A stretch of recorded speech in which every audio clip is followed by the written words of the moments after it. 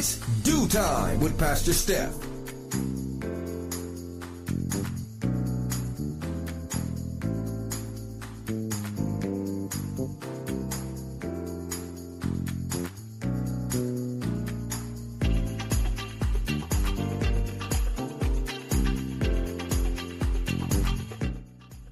Good morning, good morning, good morning. Rise and shine. You're on with this Do Time with Pastor Steph. How are you this morning?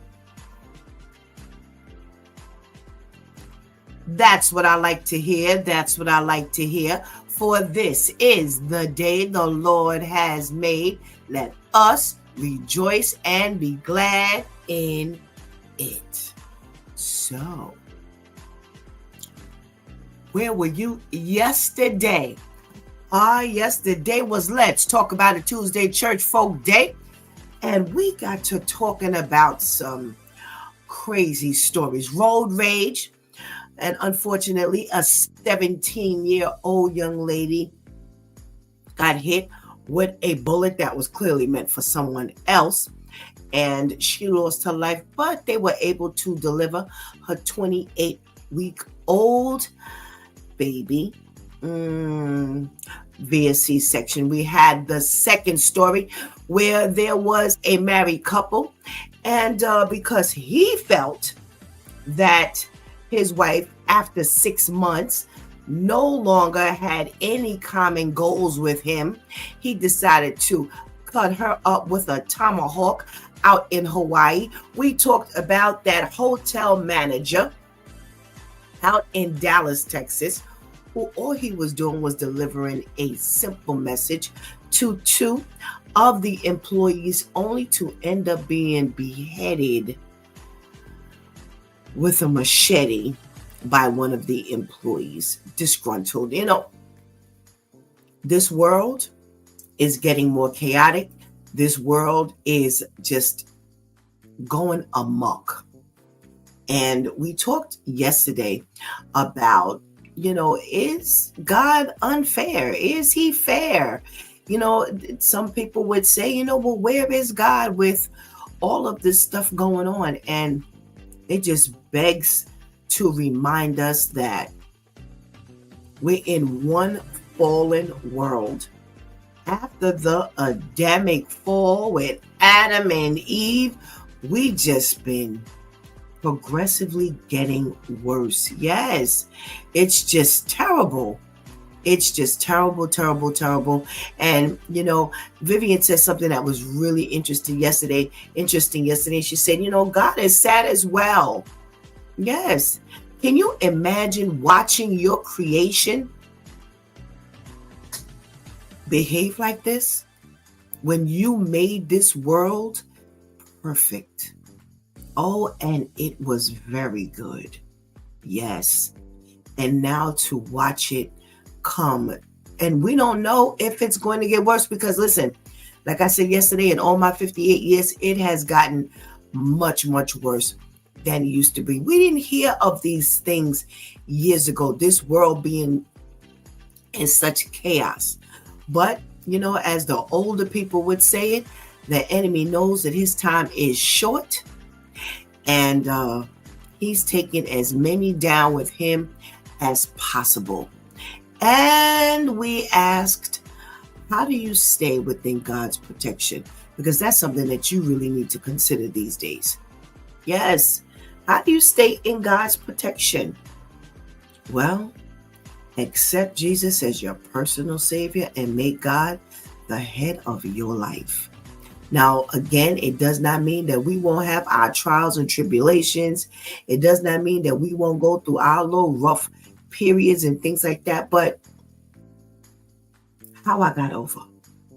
Oh, my soul looks back and wonder how I got over. How did I get through that thing? Oh, we look back at some of the stuff that we've been through, and I always say to Shantis, I just don't look like what I've been through. Oh, if I were to tell the stories, you wouldn't believe some of the stuff that I have endured in my life. But God, But God. Amen. But God. God is there at all times. He says, I'm the Alpha, the Omega, the beginning, and the end. He is there from the start. He's there in the middle, and he is there in the end of that thing. Yes, but it's how you endure. How are you going to come through this thing? Are you going to come through like fire, like diamond, on fire for the Lord, where nobody could tell you nothing about that God? Because I done been through it and I've seen him do it. Yes, I've seen him do it. Not once, not twice, not 3 times, over and over and over again. And I can say I've seen him do it because I've stayed within his protection, because no matter what, I have not let go. I haven't let go. I don't care what happens. I don't care who says what. I don't care in and out, up or down, around. I hold on. Can't step out of God's protection. No. And we talked about how you get that done. How do you step out of God's protection? How do you stay in God's protection? So, our panel had a lot to say about that yesterday. They did a fantastic job, as always. And, it just gave you food for thought. And that's what you need. Imagine starting your day just like this every day. Don't miss a day. Don't miss a day. I always marveled at how God gave this and gave all of the layout. He says Monday through Friday, 7 a.m. to 9 a.m. That's exactly the way I got it. I didn't have to wonder anything. I didn't have to figure anything out. No, he gave me the concept, had a couple conversations. They helped me develop, all the thoughts. And man, here we are. Something to do first thing in the morning, but most importantly, something that's going to carry you through your day. Something that's going to help you think about, how am I going to push through this day? Why am I pushing through this day? Yeah. Why am I going? For some people, again, it's Wow Wednesday, everybody. Yes. And some people are trying to figure out how they're going to make it. But here we are with this Due Time with Pastor Steph, where you get fed, invested in. It's just us and God. We ain't got no time for the world, because we get our day started right here. So that's what's about to happen. We're about to get this day started. So go ahead and get that healthy breakfast. Go ahead and tell somebody, anybody, everybody that it's Due Time with Pastor Steph is on. And whatever you do, don't go anywhere, because we will be right back.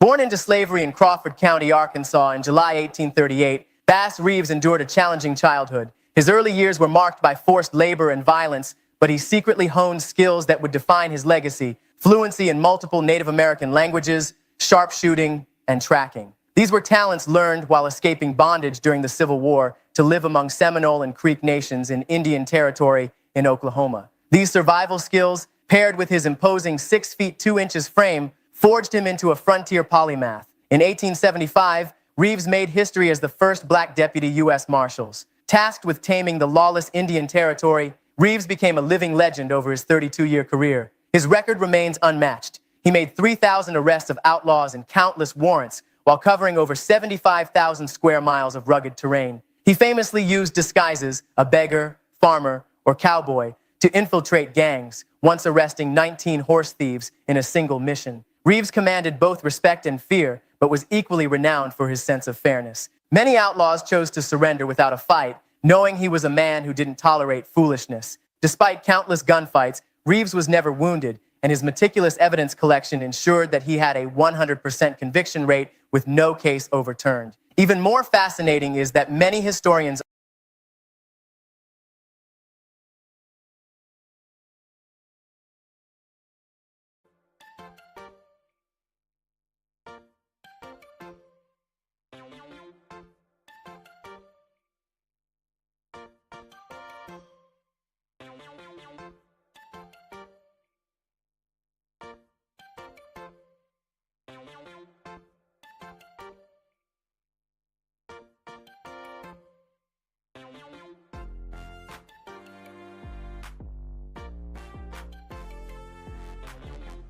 Good morning, and good morning again. Welcome back to It's Due Time with Pastor Steph. And it is Wow Wednesday. Woo! We halfway there, y'all. Shout out to Jackie Love and the fantastic Fashion Week Expo last night in downtown Brooklyn. And it was great. It was great. Featured, your girl Shantice with her embroidery styles, and Lady Black and some other wonderful designers, like underground designers. It was great. It was great. It was really a nice way to finish off Fashion Week. So big shout outs to all the great models and the hosts. And I'm sorry, I can't remember his name, but it was really nice. It was very nice. It was a very nice event, and nice to be out amongst, some people who, they were interested in the fashion industry and out to support those who were either designers or models, or again, just like hosts, or even if they didn't know anybody. So it was good. It was good. Good company as well. So while everybody else is calling this hump day and trying to figure out how they're going to get through, we have one another, and more importantly, we've got God. So let's say good morning. You know how I like to start my day. So, we got our first check-in from our boy Serge. Hey, Serge, good morning. Good morning. Thank you so much for joining us this morning. Our girl, Ketty. Hey, Ketty. Good morning.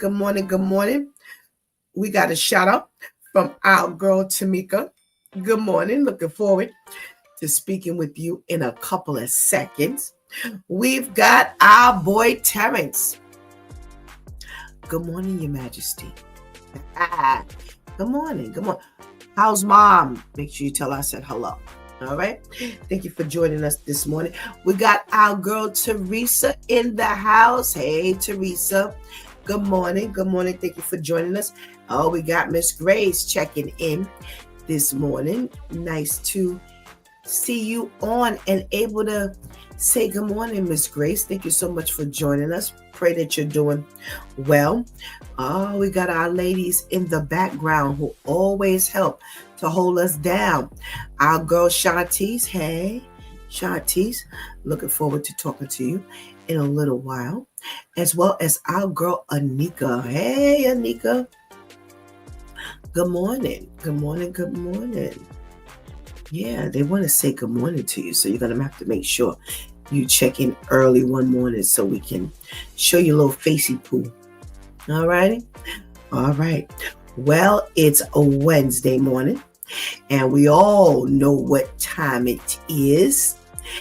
And it is time for Socially Conscious with our girl, Vivian. Let's say good morning to V. Hey, Vivian.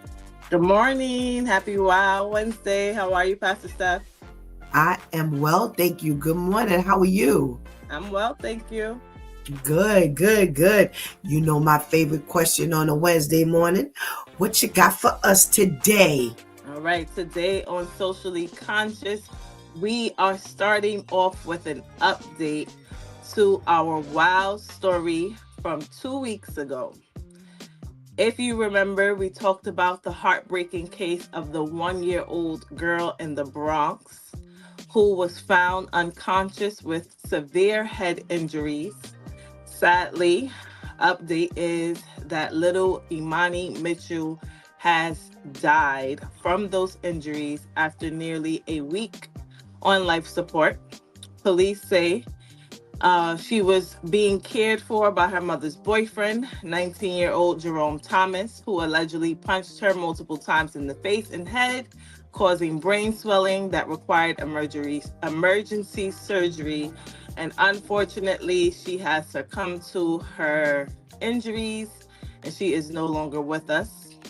Thomas, who was already in custody, is now facing assault and child endangerment charges.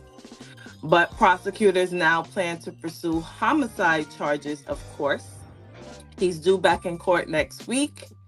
As the community is mourning for her loss, they have set up a GoFundMe page to raise money for her funeral costs.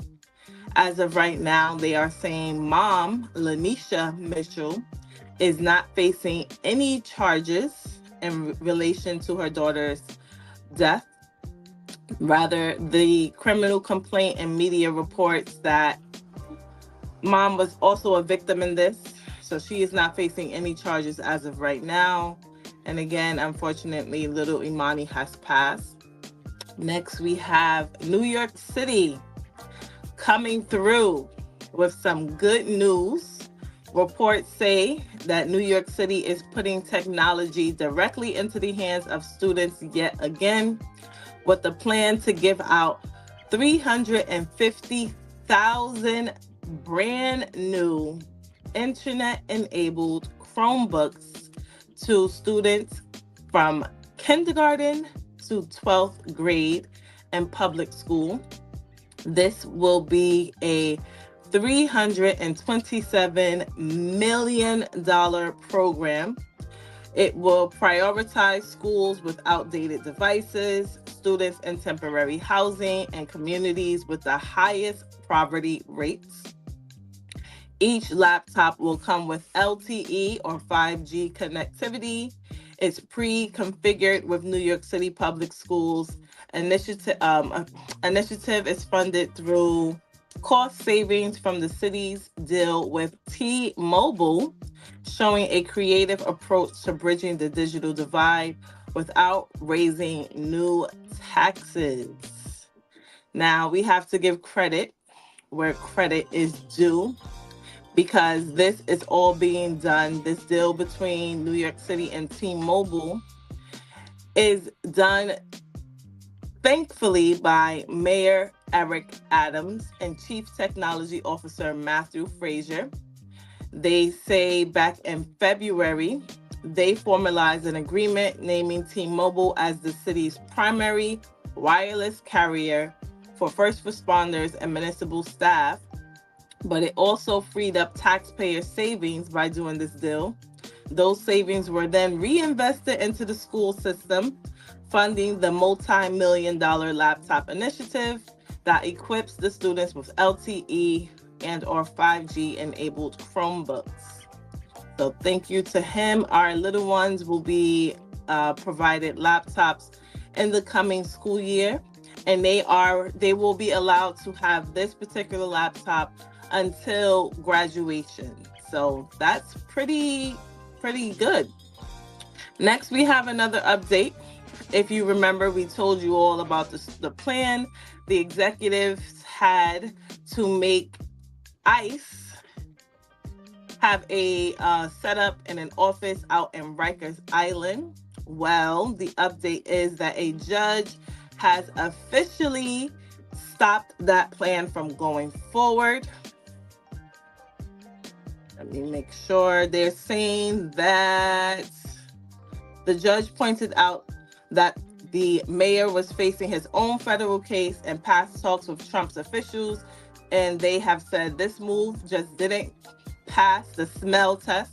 The city council and immigrant rights groups are calling this a big win, saying having ICE on Rikers would go against New York City's sanctuary city promises and put vulnerable people at risk.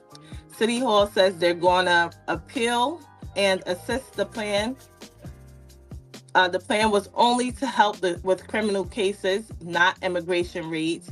But for now, ICE is staying out of Rikers. So they used Mayor Eric Adams' own plans against him because he definitely was benefiting from this sanctuary city promises, and now that is being used against him to keep him and ICE out of Rikers Island officially. And now we have our wow story of the week, which is a listener submitted story. Reports say a 4-year-old boy in North Carolina was bitten by a venomous copperhead snake while playing in a sandbox at New Beginnings Child Enrichment Center in Stony Point. Staff initially called the boy's mom, saying his swollen hand might be from a splinter or it could possibly be a broken hand. But before mom could arrive, they discovered a snake on the playground and realized the injury was in fact a snake bite. And still, with this new revelation, no one was wise enough to call 911. When the mom arrived to pick up the child, staff told her about the snake, told her that it might be a snake bite, and she rushed him to the hospital herself. Doctors confirmed it was a venomous snake bite and began treatment immediately.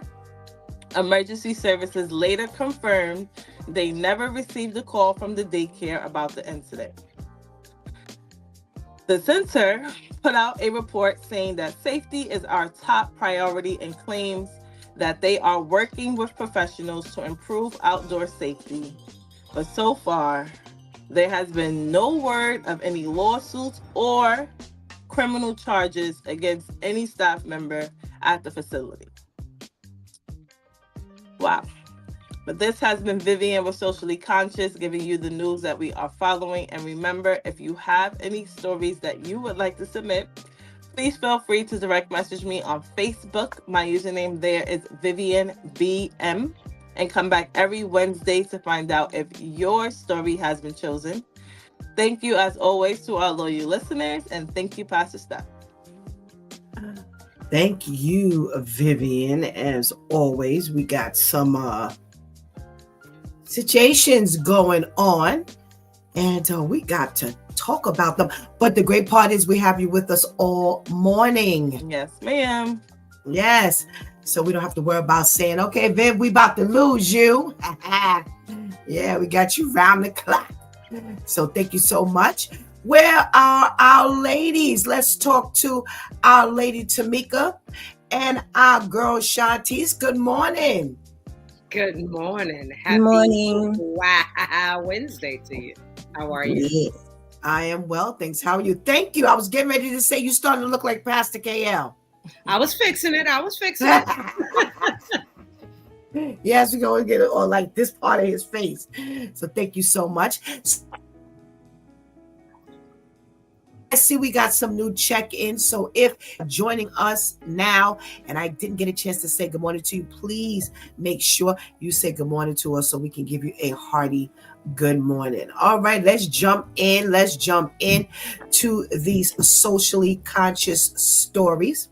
So we're starting off with the very unfortunate update about our 1-year-old little girl who a couple of weeks ago, Viv told us about the mom's boyfriend who brutally abused her, punched her in the head several times, and left her with some brain damage. They had to remove part of her skull. Now, after being on life support for a week, she lost her life, lost her little fight, and just not even believing it. There could be much quality of life after that.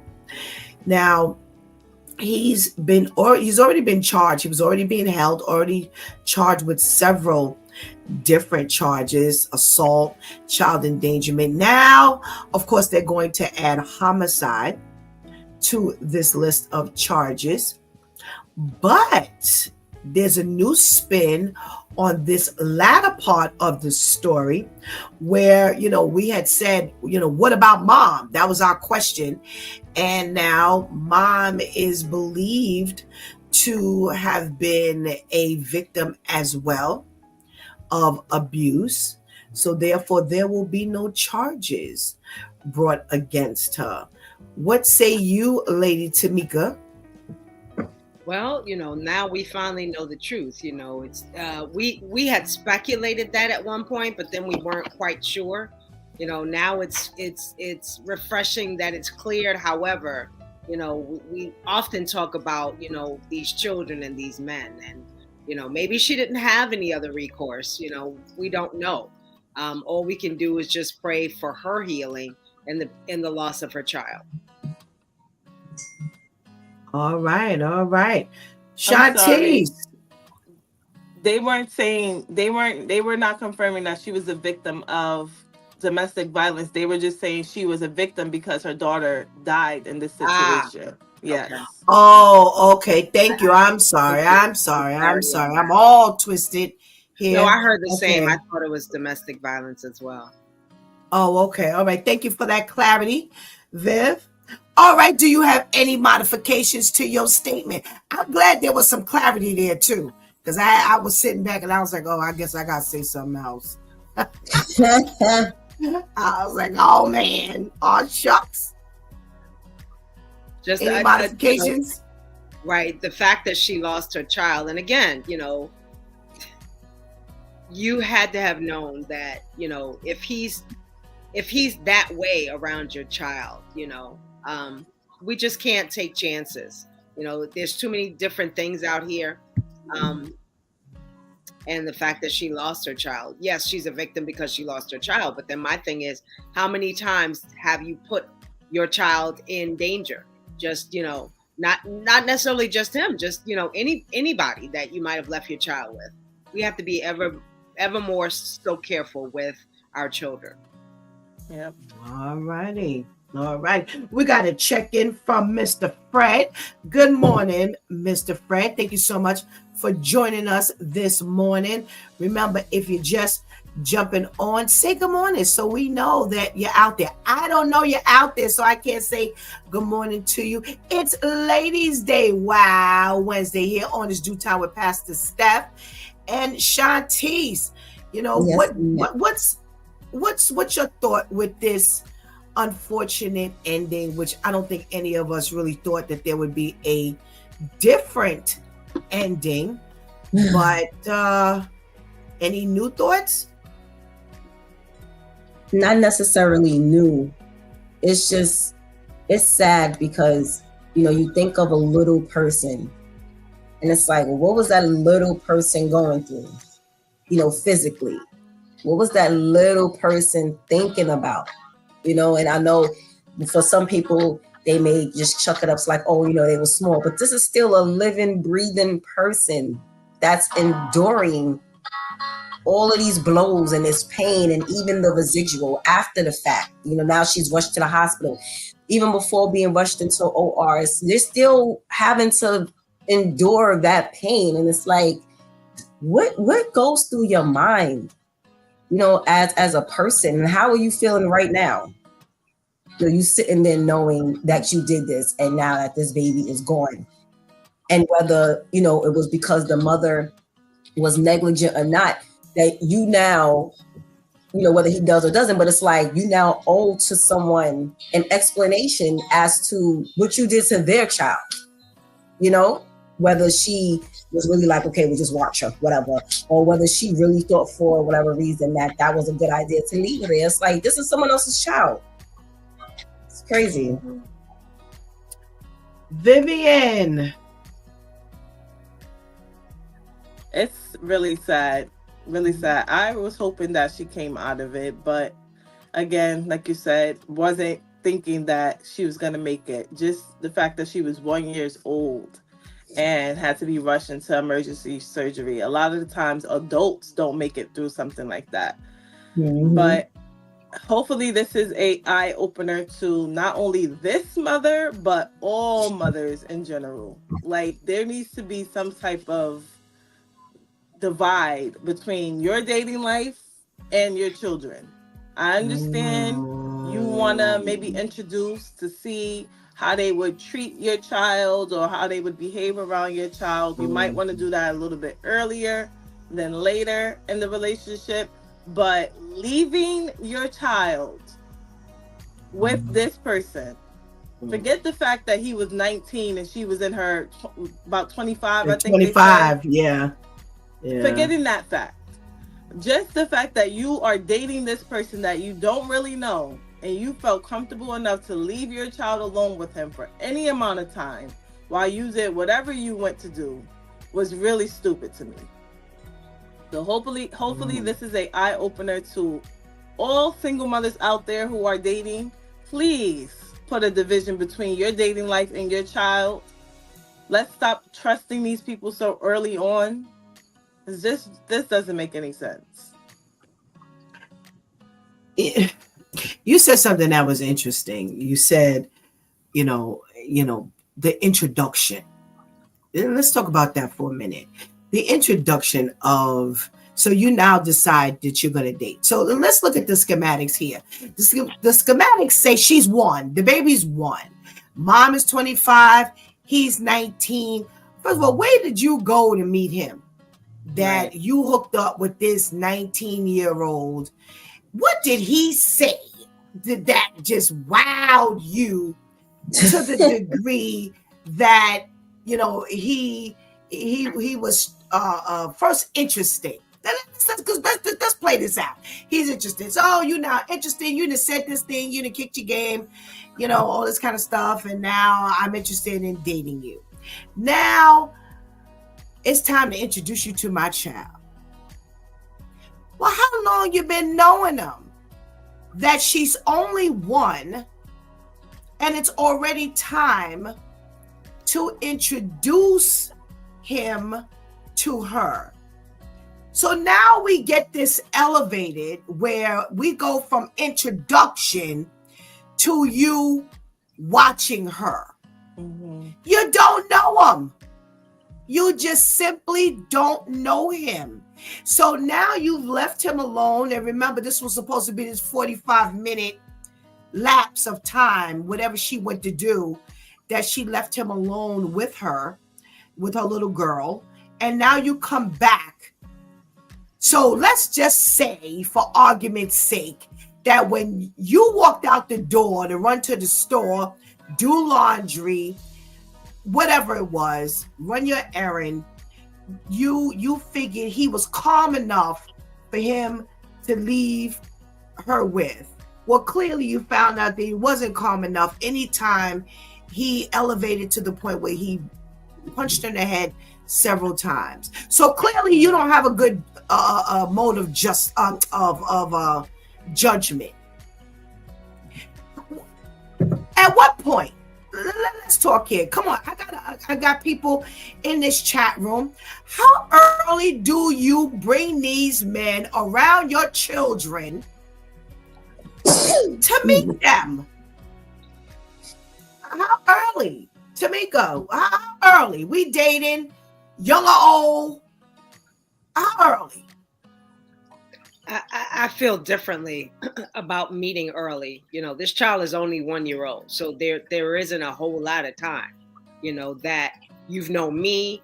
You've known about my child. Did she not tell him? We don't know. Did she not tell him that she had a child and then boom, she sprang him on him? I don't know. Some females do that as well. We don't know that circumstance. But my thing is, we're gonna date for a good minute before I even I'll tell you, I'll tell you from day one, I've got a child, that way you're not sideswiped by the fact that I do have a child, and I'll give you information. But as for you meeting my child, there's too many different dangers, especially leaving. I'm going to walk out my house and leave. I had a situation one time. My brother was dating this female, and she met me the first time. Never seen me ever before. She was like, well, I'm gonna go run to such and such. She didn't ask me, as a matter of fact. She just left. And I lost it because my brother wasn't home. I'm here by myself with this child, and this mother does not know me. I said, it's not that I was going to do anything to the child. However, you left your child in a stranger's environment. You don't know me. You don't know anything about me. All you know is that I'm my brother's sister. And so my thing is, you didn't do any research on me. For all you know, I might have had some type of background that could have put your child in jeopardy. And my thing is, with everything that's going on now, you have to be very, very careful. Be transparent and say, listen, I got a child. That is something that you can discuss. But allowing your child to meet so early, I think that causes detriment to your child if this person has any type of background or any type of, ill will towards your child. All righty. So when did you say? How long? I'm going for years. Okay. 2-3 years, possibly. Okay. Shantice. Yes. How long? I would say nothing short of a few months, maybe like 5-6 months, maybe now with people, because it's gotten to where even though God is allowing the representative to fade off a lot quicker than once upon a time, you still have to learn a whole lot. You still got to make sure you can follow people. People say they got a job, but I don't know. Because the way your money looking, that's questionable. Okay. You got to learn people's families, because you can sometimes meet the individual, meet that exception. You can meet the chosen one in the family, right? You can meet the one that's supposed to break all the curses in the generations, but still, you got to meet that family. What kind of curse did God choose you to break? Okay, because that means there's a whole lot of work that needs to be done on you. All right, that don't mean you're the exception to the family rule. That a lot of times the chosen one is the one that's the most challenged. All right, so you got to really sit and get through all of that. And in this case, the baby was one, so there's not too much prepping you could do with her or him. But if you have older toddler, adolescents, oh my gosh, teenagers, adult children, you got to start prepping them a lot of the times for, okay, listen, in about 8 months, you might meet someone. So start acting right now. Because we used to have to do that with my grandmother, and then she would act all offended like she didn't understand. Ma'am, you're not allowed to meet new people, all right? So let's stop acting like we can just spring new people on you. And this is real. I'm not exaggerating. She needed to be prepped. And we learned the hard way that we can't just randomly, oh, hey, so-and-so. No, that didn't work. So I would say nothing short of at least maybe 5 or 6 months, because you yourself have to make sure you're not the one choosing to put yourself around this person, let alone now you're putting this person around your child or your children. Okay, Viv, what's your time slot? I was thinking the same, like 6 months to a year, maybe, because for me, at that age, I would never leave my child with anybody so young, but I need to see how you react when my child is crying or misbehaving. Are you going off the handrails already and she's just having a little temper tantrum and you talking about, oh, she need to be like, I need to see these things beforehand. So I would say a little early on than like years down the line, because the baby is, 1-year-olds are tough. So I need to know how you're going to react for these little things that happen when you're raising a toddler. So I would say a good 6 months, maybe a year into the relationship, I need to know how you're going to be around my child. Not alone, but just in general. All righty, all righty. We got a check-in from an official check-in from our girl Anika. Good morning. We got a check-in from our girl Kyra. Good morning, Kyra. Thank you for joining us this morning. Kyra says, I say wait 6 months before introducing them. Serge says she was careless.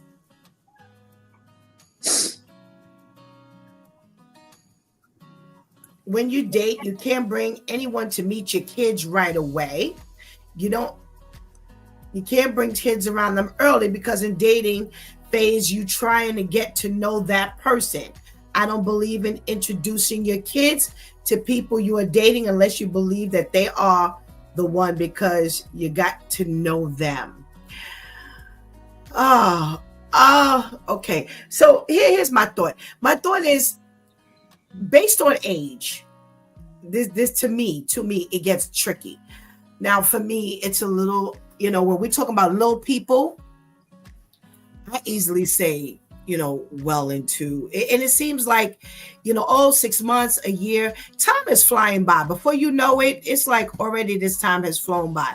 So I can't say anything less than, about 7-8 months based on how often you see the person. I ain't looking to be alone with you much these days.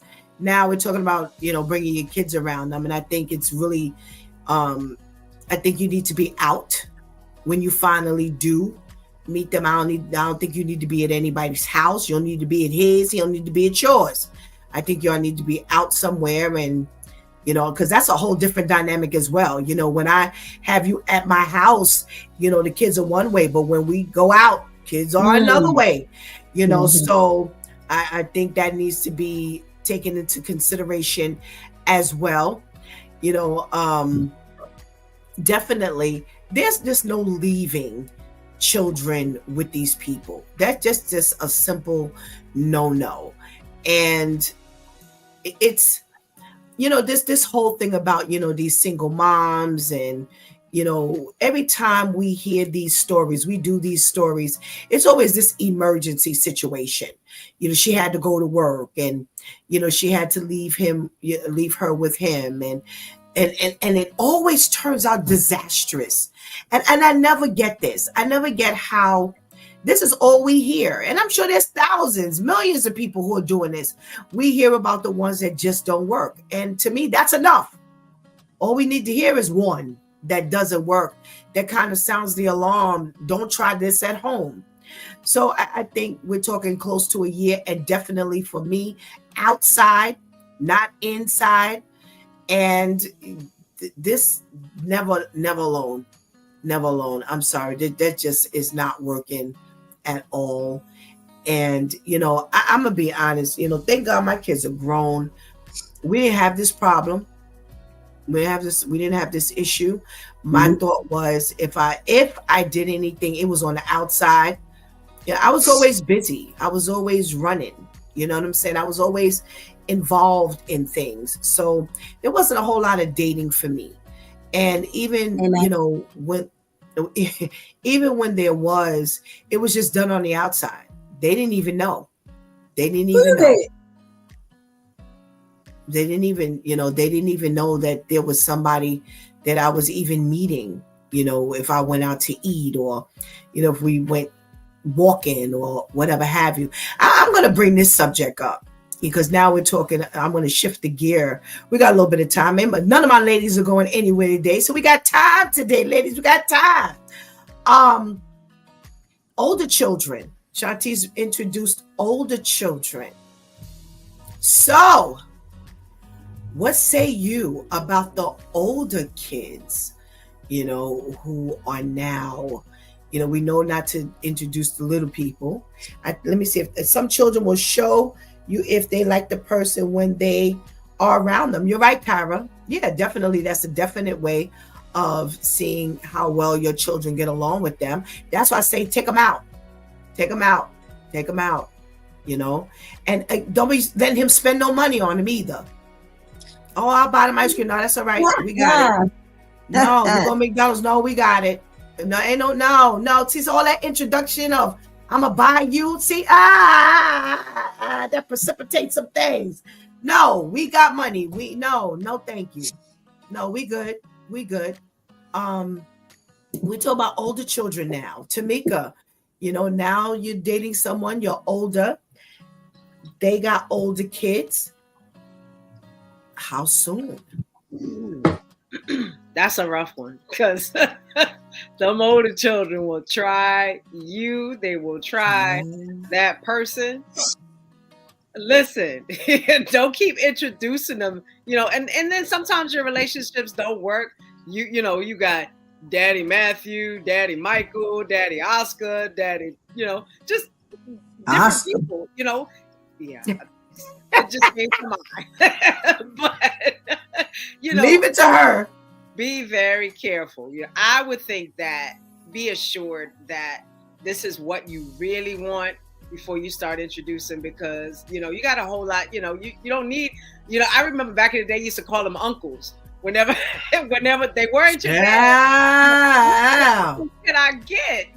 Make sure that this is something that you want to engage in, so that your child doesn't have all these different uncles around or aunties. So what age? You ain't answer the question. What age? I would say when you're sure that that's what you want to, engage in. What age? I heard that part. If y'all been in a relationship 6 years and you introduced, I'm not introducing until I know for sure that this thing is gonna work. When you put that ring on it, then that's when I'm introducing. She said 6 years. Woo! Shantice. Who you in walking with? She's still stuck on that one. Yes. Was it with Oscar? This is why I asked the question. How old? Yeah, because I'm still not ready and I'm 40. So, I don't know. Well, listen, look at it this way. I don't have a whole lot of steps. So, it's going to be no whole lot of walking. Now I know they'll be walking up to the gate. Now I'm talking about walking going even on. once upon a time, like we're gonna have a discussion. I would say again, your kids. You know your kids even before you know him or her. You know your adult kids. You know if you have those kids who know how to properly speak, who know how to act right, who act up, who try to embarrass you, who's gonna ask the person for some money. You know your kids. So once you get to know that person, and once you spend your one-on-one time with the Lord, and God is like, I've placed you together, not this is who you're choosing. Then again, you start prepping your kids. You start assisting God with prepping your kids. So I would say adult kids, maybe, again, nothing less than like 6, 7, 8 months automatically.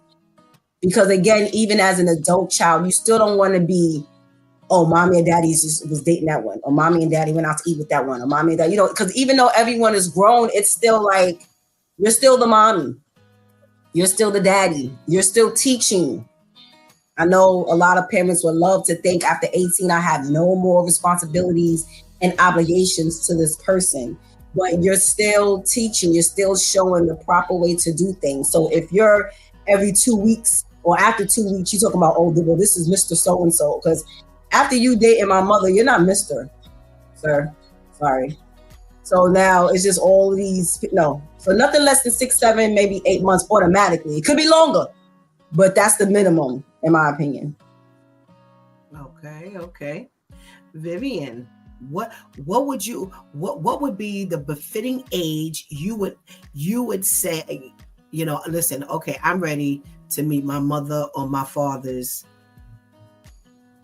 friend?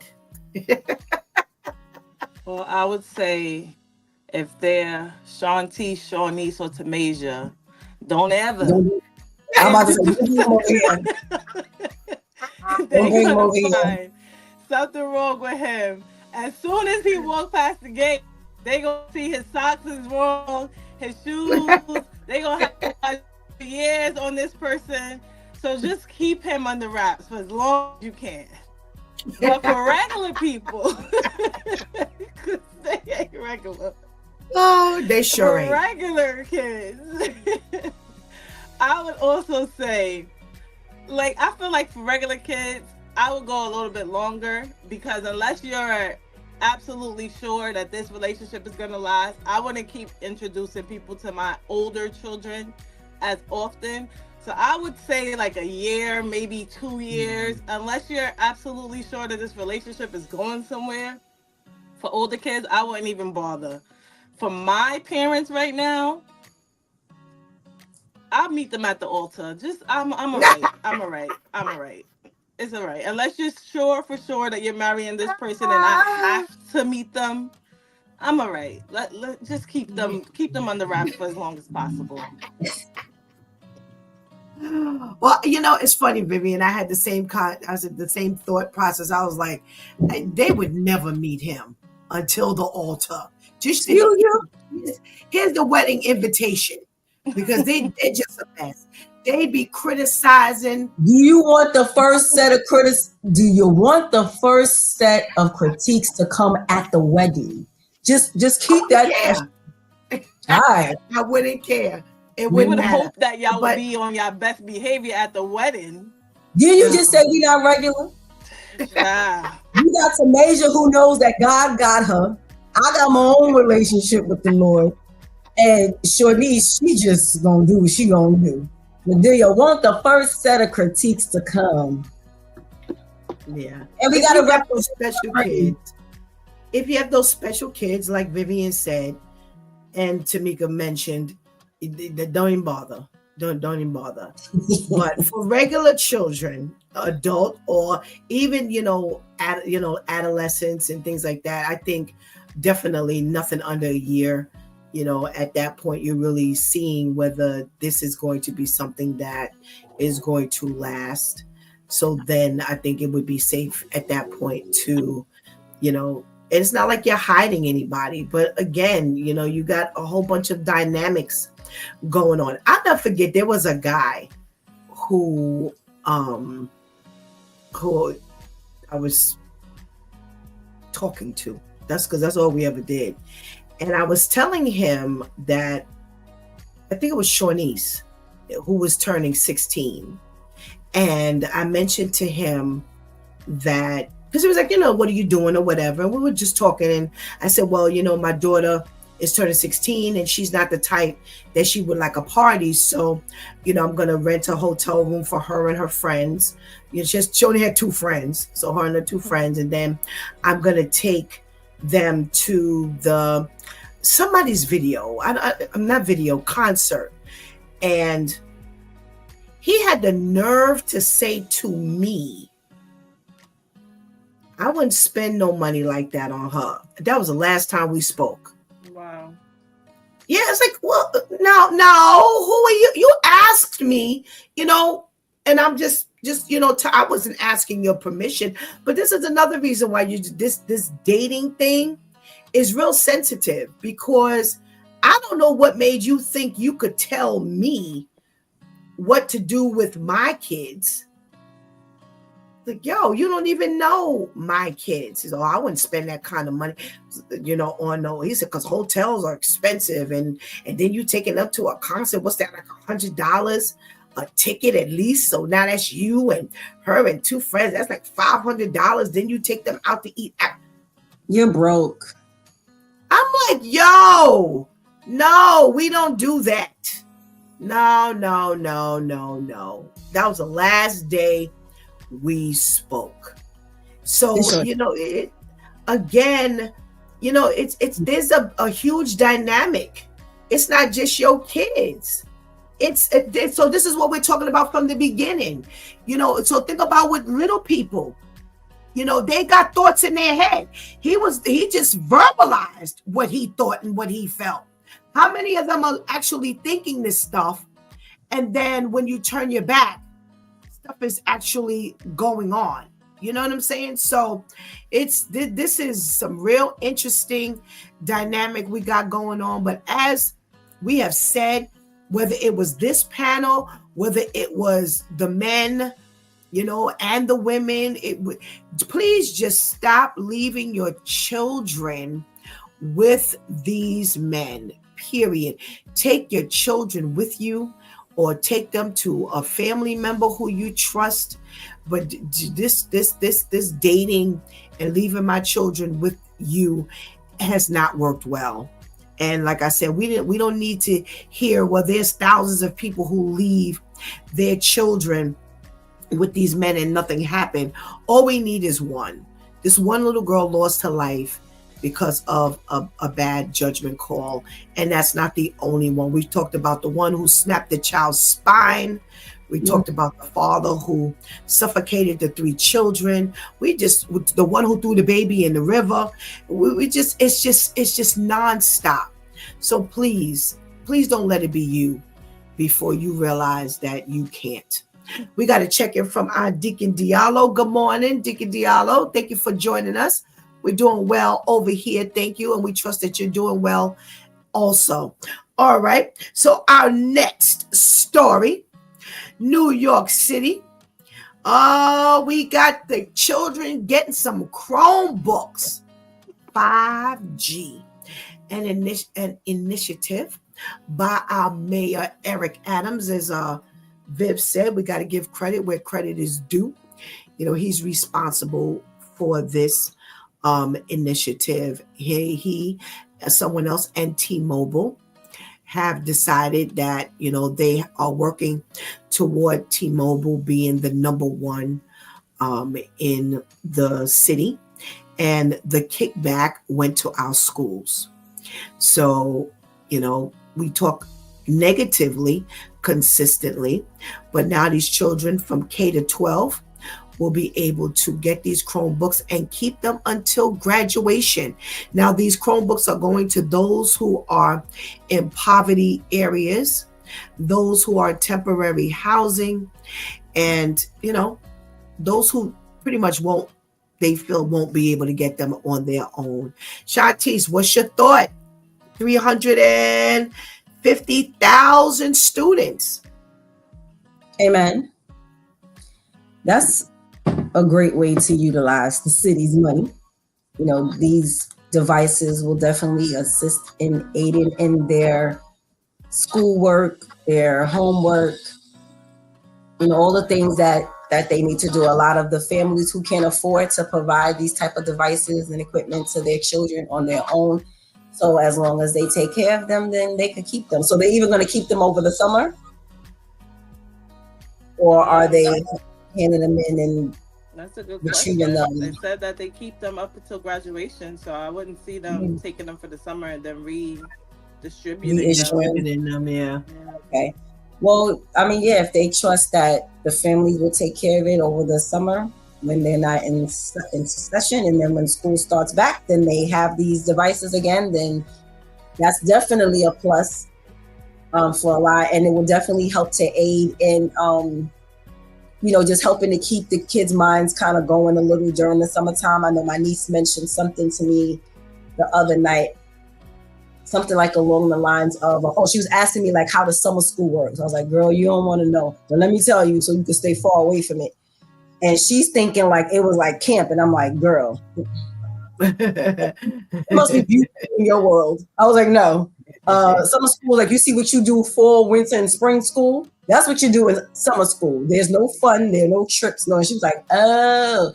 And then she said something like, well, maybe that's an advantage because, at least the kids will keep their minds active academically. And I said it would if you were attending summer school to push you ahead. But summer school is to try to catch you up. That's right.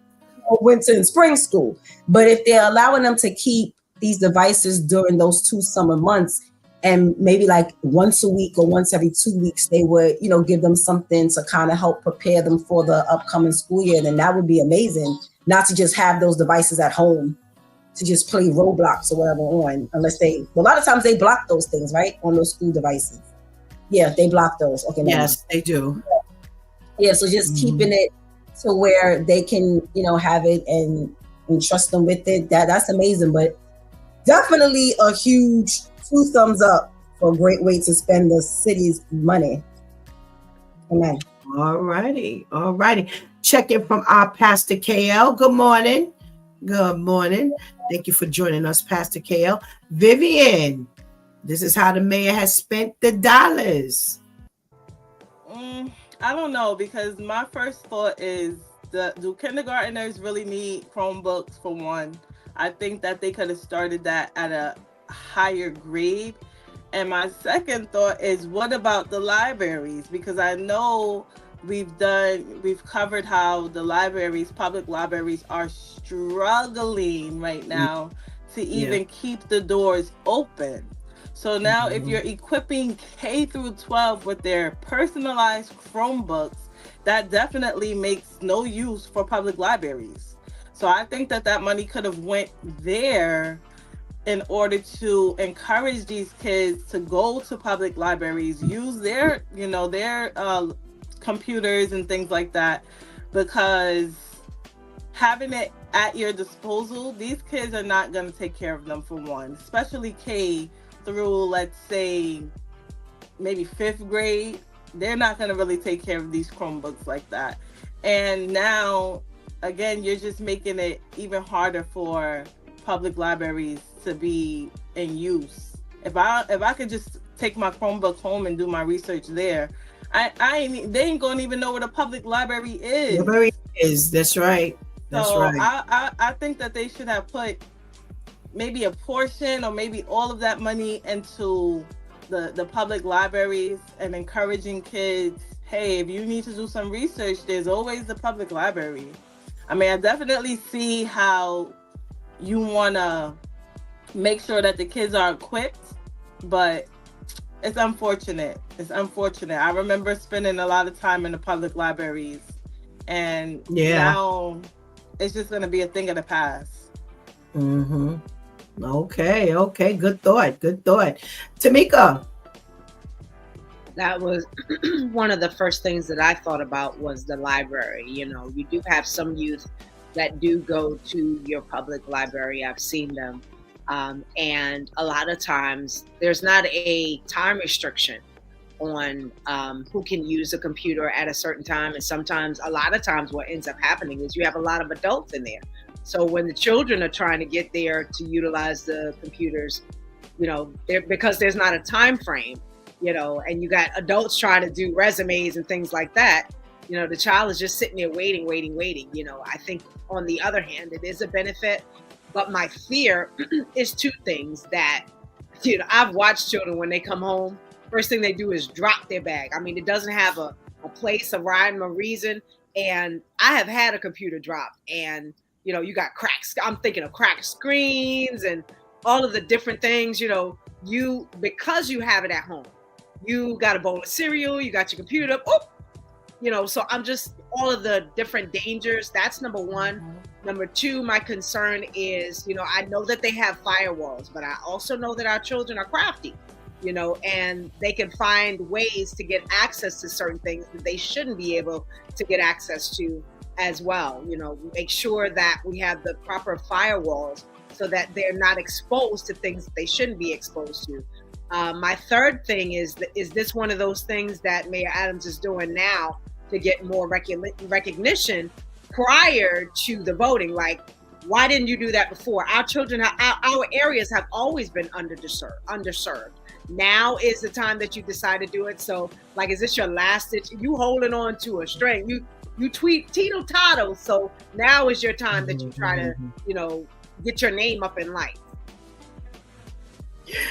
You know, well, we got a comment from Deacon Diallo. I do not agree with that. Give us some thought. I don't know what that means. I don't know which side you don't agree with. I don't know if you don't agree with the public library side. I don't know anything. If you can, I mean, maybe you're limited as to, you know, how much you can actually express, but I would love to hear, you know, your thought flushed out a little bit. So here it's funny, you know, when Vivian said, you know, we got to give credit where credit is due. And I started thinking, I sure hope this ain't no nomination voting thing. I said, you're damned if you do, damned if you don't for him. It just ain't gonna matter. We can open over some computers. You know, it's just, you know, you're gonna find the pros and the cons. with, this initiative. When it sounds great. For Stephanie, it sounds great. 350,000 students. I thought K for a Chromebook was a little too early as well. I did not consider the library, but this particular thought, but I have thought of how extinct the library has become. We went to a fashion expo at the library, and actually stepping into the library, I remember it brought back so many memories of how much fun it was when we did go to the library. Younger, my mother would walk us to the library, and it was just, over the years we would go, and it was just an experience to go to the library. And now that it's pretty much useless because no one has tangible books or anything like that, because everything is in a computer, like what do you do? What will we do with the libraries? There have been quite a few that have closed. I thought, could we have done something else? Spread out that money, push that K to maybe junior high age and give them Chromebooks. I don't know, not that it's not good enough, but it's a great initiative. But I don't know, could we have done something else? Deacon Diallo said the computers are good for the younger generation, so the parents should give them homeschooling to keep them off the streets. I don't know about homeschooling, Deacon Diallo. I don't either, Pastor Steph. I was about to say. But we're gonna put that in. We're gonna put that in the forum. Homeschooling, Deacon Diallo is saying the computers are good for the younger generation, so the parents should give them homeschooling to keep them off the streets. What's your vote, Tamika, with this homeschooling? Well, today's parents don't have the time, for one. And the other thing, sometimes the children, the children don't want to listen to teachers. You think they're gonna pay attention to parents? So you have an issue there. Some of the benefit is that, I hear a lot of parents say, well, I bring them to school so I can get a break, and so I think that becomes a hardship between both the student or the child as well as the parent. Okay. Shantice, what's your thought? You have a house full of undisciplined parents trying to teach children. So what happens to the getting along well with others? What happens to all of that now that you're homeschooling?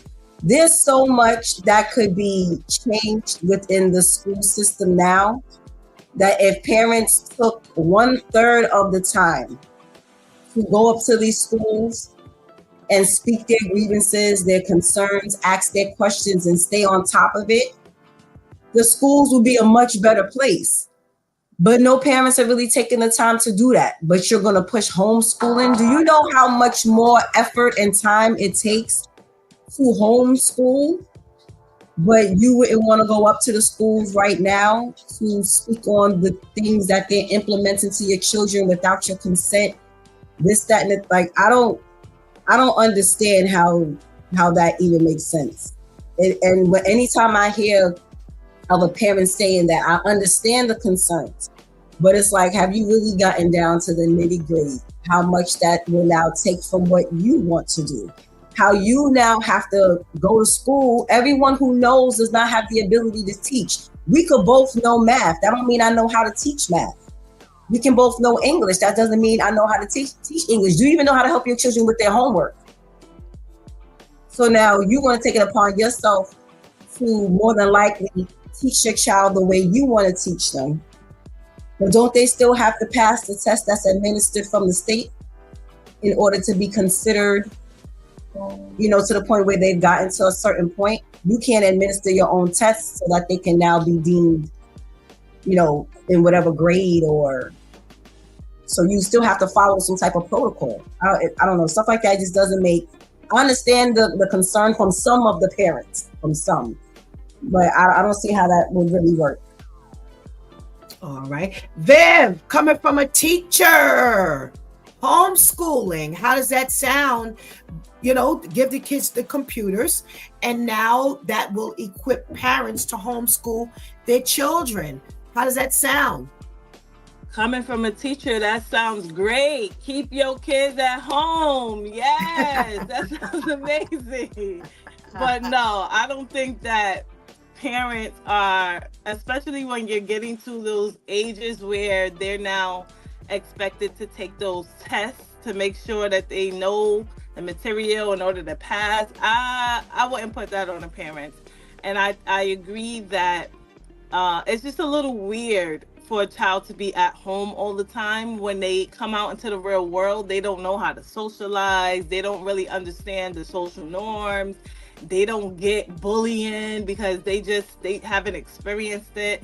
It's just too much of a shock for them when they come into the real world when they're homeschooled all the time.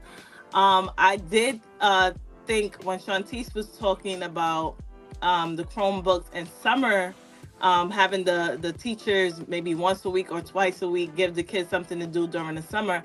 I say for the summertime, leave that to the parents. If you want your kid to stay, into some type of schooling for the summer so that they're in that mode at all times and they're not letting what they've learned during the school year, just wash away.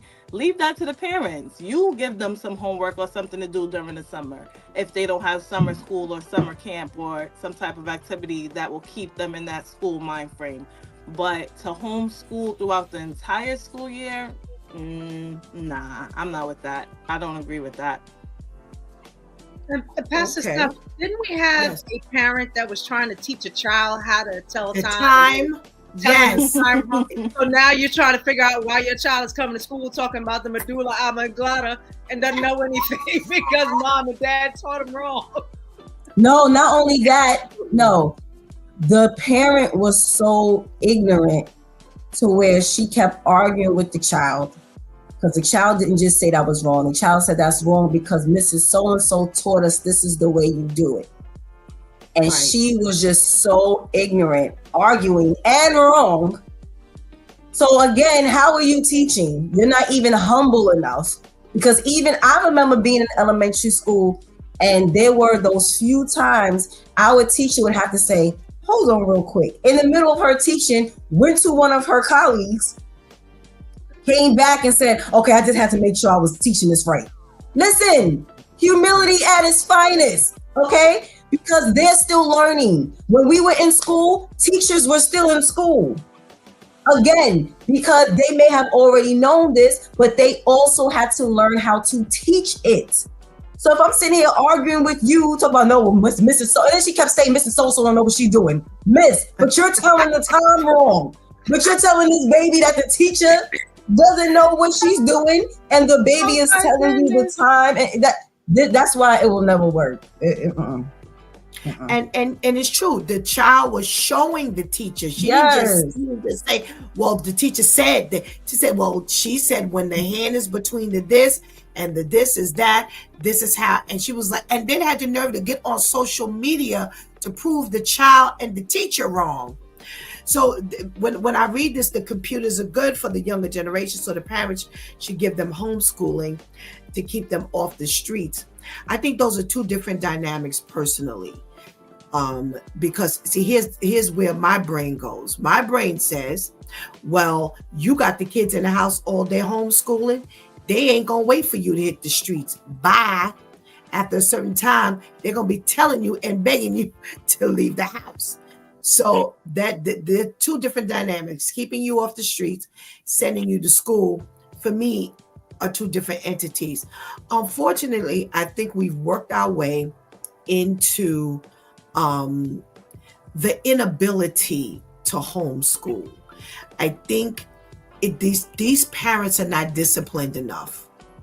They themselves are not disciplined enough to have finished school, to keep the study up, to make, because in order for you to homeschool, you're like, I think it was Shantice who said, you have to continue that. You have to continue to be educated yourself, because things are shifting.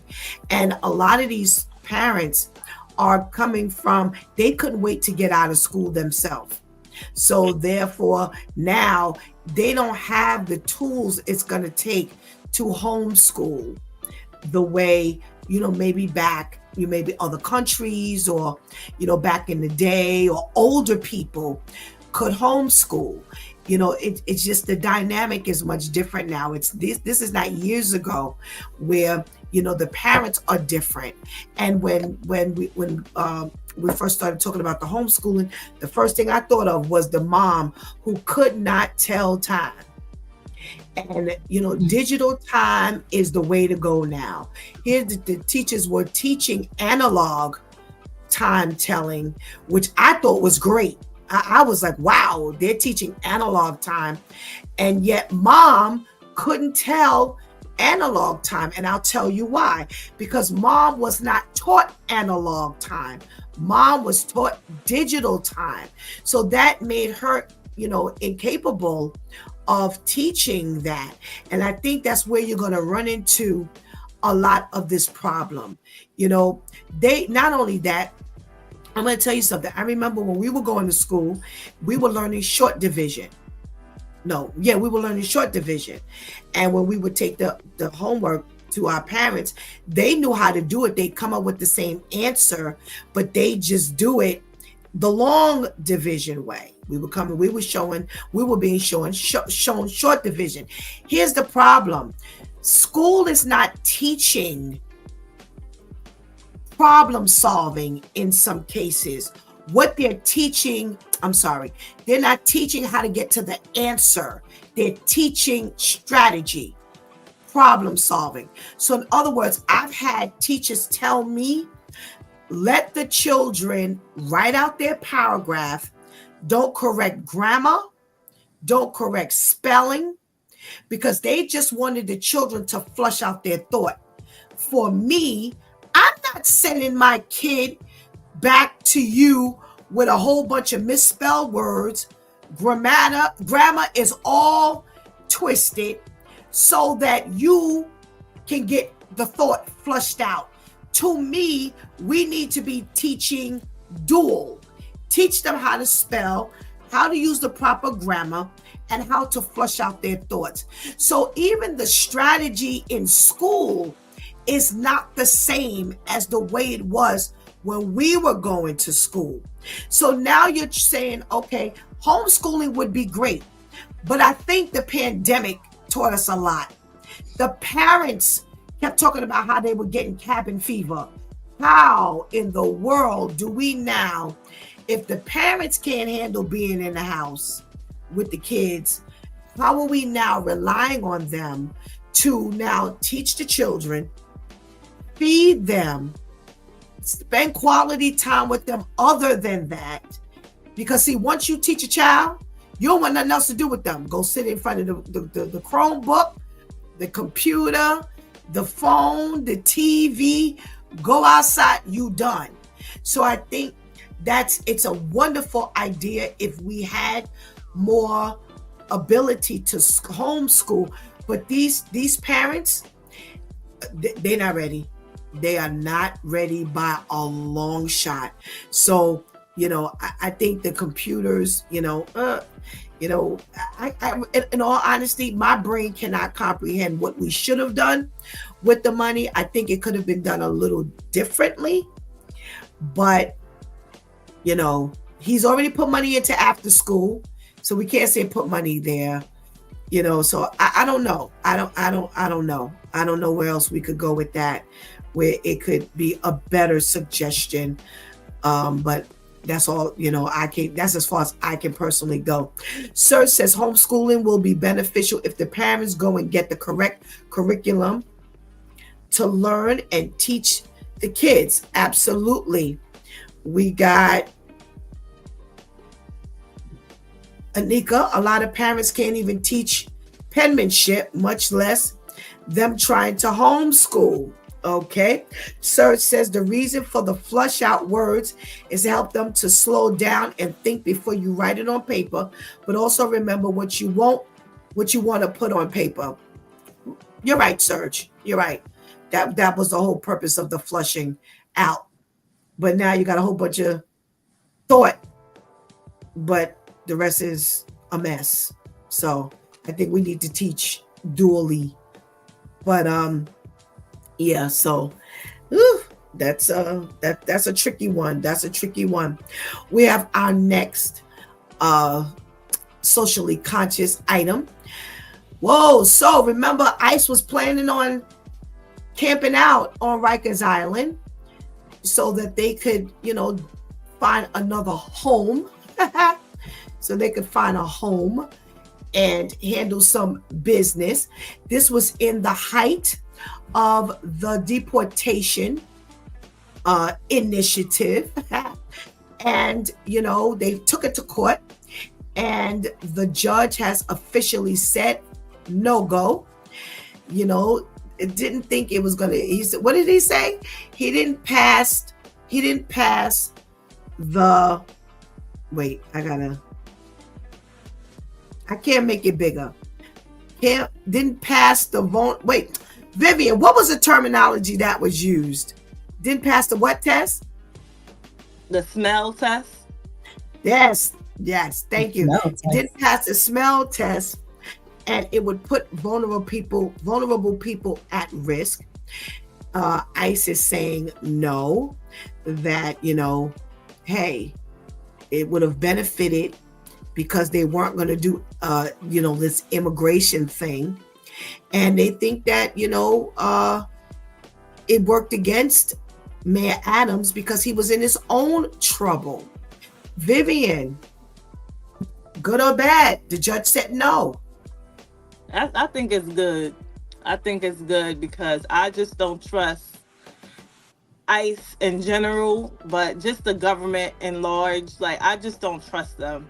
For you to say like, oh no, we're not going to go in there and do this, but you in there, and now it's just like, well, since we're here and they're here and they shouldn't be here, we might as well. So it's just, no, let's just keep that area, let's just keep it clean, and y'all find another place to set up camp and do what y'all gonna do, but not in the prison systems. And Rikers Island is already struggling.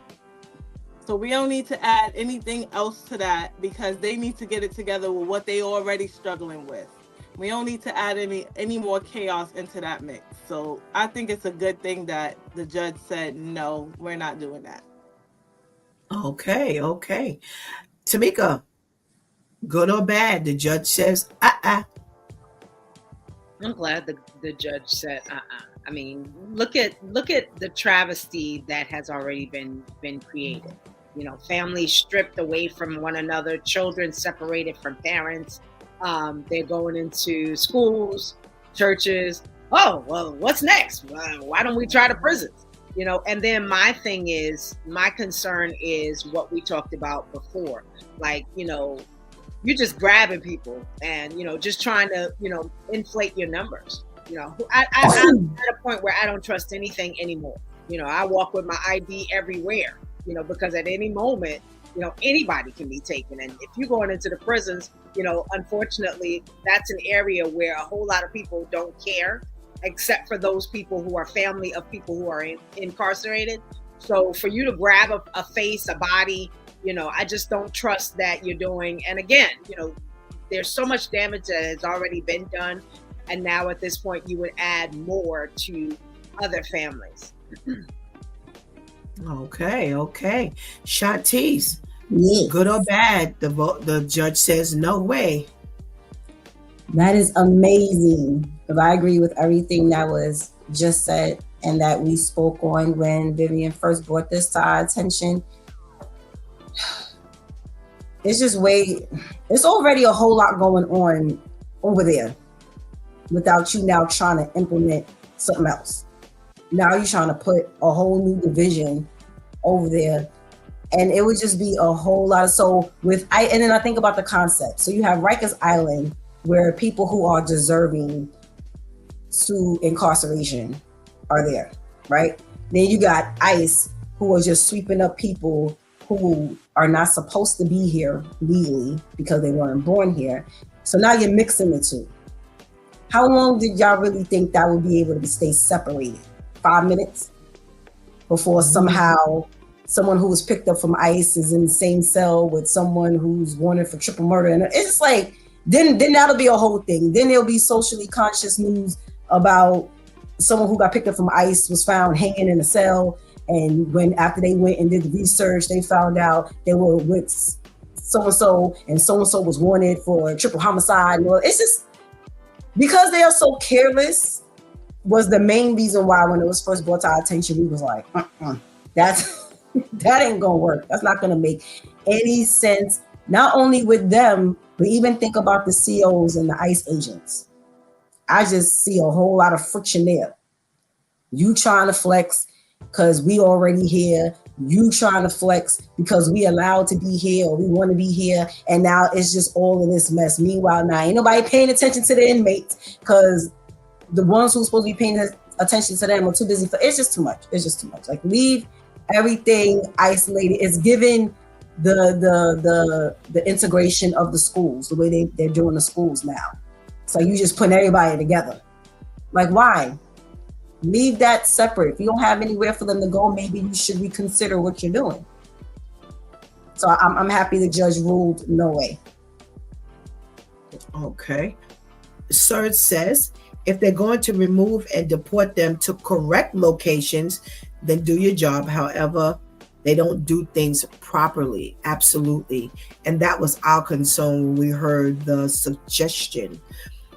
We brought up, many possibilities, and I am very happy to hear that. And that's why I had to get that terminology from Vivian. It didn't pass the smell test. Some fishy. Come on, you got all of New York City. The only place you can land is on Rikers Island. Nah, you got Bronx House of D that was closed. Why not open that up? You've got Brooklyn House of Detention. Why not open that back up? You've got tons of places that are abandoned that you don't need to, be in any place formal. Why there? He mentioned something about Mayor Adams having his own problem.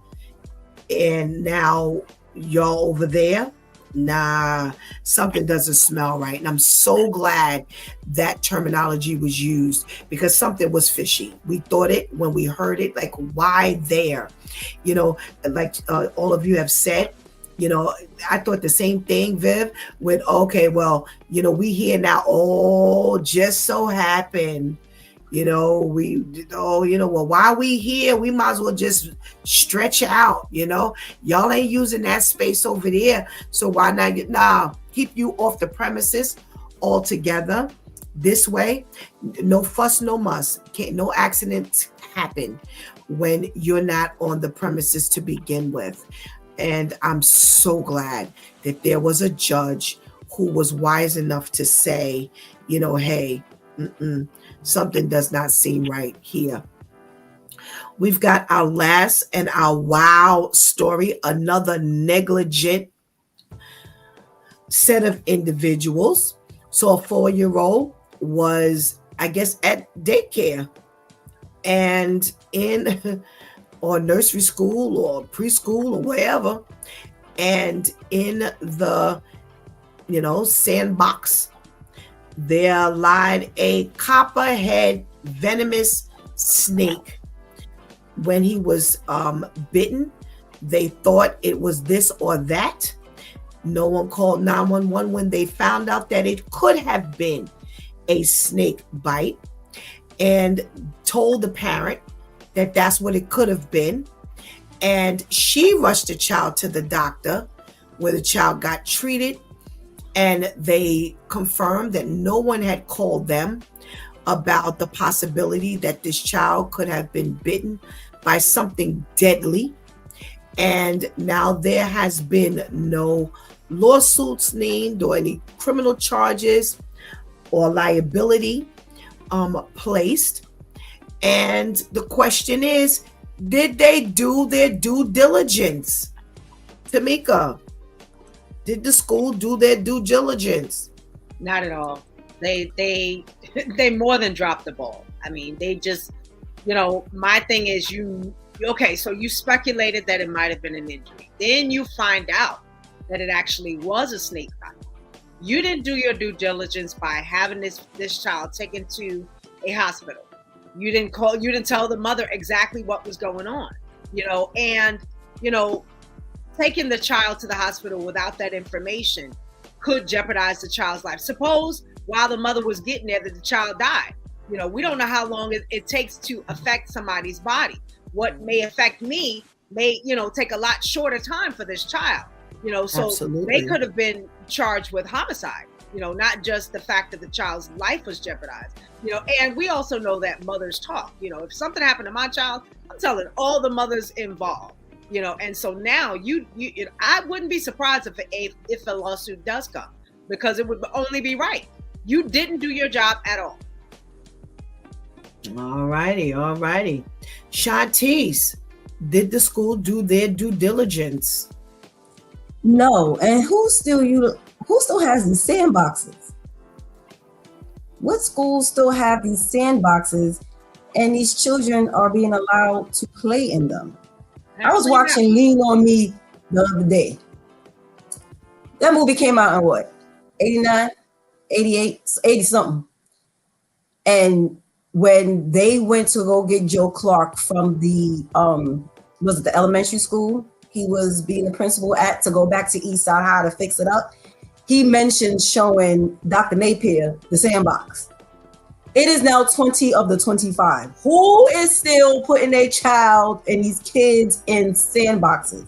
It is just way too much going on that you have to concern yourself with the kids in the classroom with the toys. Now you put them in sandboxes. There's too many things in there. No one's inspecting these sandboxes or anything. So it's like just telling the kids, oh, go outside into the playground without supervision. So now they're in there. This child gets bit because you're negligent. Now this is happening at the school. We just got to finish talking about homeschooling. So this is happening there. You don't notify the parent of anything. Like it was said, I don't even understand how urgent it is. I take my child to the emergency room. I'm thinking I'm taking them there on level 2, but this is now level 22. But I don't know that, because all I know is my child just has a mark, or my child just told me I was, that he or she got bit. I don't know bit by what. And now everyone should have to answer. Everyone should have to answer and pay for this. That is just beyond negligent. There's like a whole other word for that. All righty. You got the tykes, Viv. What's the protocol? That's the first thing I would like to ask you.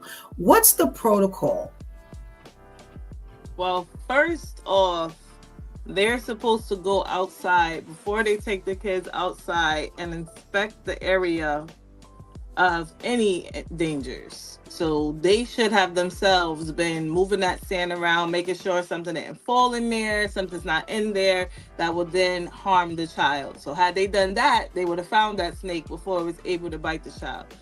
Secondly, if you inspect something is wrong with the child, first of all, you shouldn't be guessing what's wrong with the child, because you should have been there to know what happened to this child. Not, I think he may have a splinter or he may have a broken hand. How are you saying he got a broken hand, but you can't explain to me how my child's hand got broken? Right. That don't make no sense.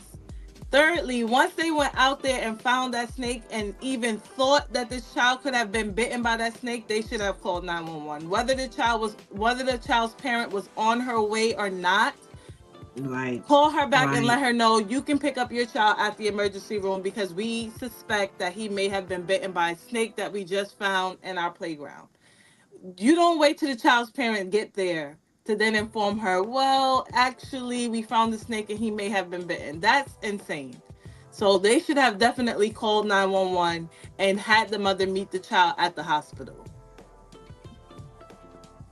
Okay, so my next question to you: Are there are there state protocols that are in place that even outside of what the daycare or the nursery school says we should do, but that they must follow? Yeah, because poison control. If it was just a garden snake, okay, maybe. But once you found a venomous copperhead snake, you have to take the proper precautions just in case he was bitten, even if you weren't sure. He is Right. possibly now poisoned. So you're supposed to call the proper authorities to get this child the help that he needs, just in case. And if it turns out to be nothing, then congratulations. But once Right. poison and venom was involved, yes, there is state protocol that you have to call the proper authorities and get them involved before the child loses their life. When I was listening to this, I said I gotta ask Vivian. There's gotta be something that's in place now. Whenever you've seen on TV, they show you or movie a snake bite. That don't look like no splinter. It Right. don't look like no break. It looks like, because immediately that area becomes red. You see like a pin, and it's swollen.